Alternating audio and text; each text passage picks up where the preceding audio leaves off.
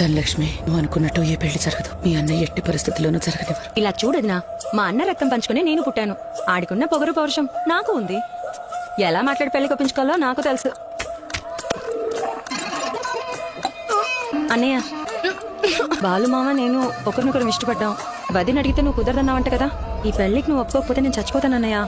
నేను ఇంతకు ముందే గన్నేరు పప్పు నోడుకొని తాగేశాను. నా నిర్ణయానికి నువ్వు ఒప్పుకున్నట్టయితే నన్ను హాస్పిటల్ తీసుకెళ్లి కాపాడు. ఇష్టం లేకపోతే నన్ను ఇలాగే వదిలేసి చచ్చిపోతాను.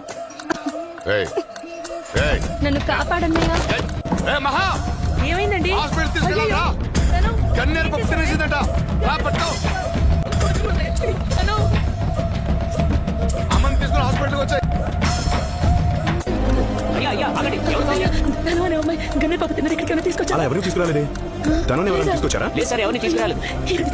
దాన్ని ఎక్కడ తీసుకెళ్ళి ఉంటాడో నాకు తెలుసు.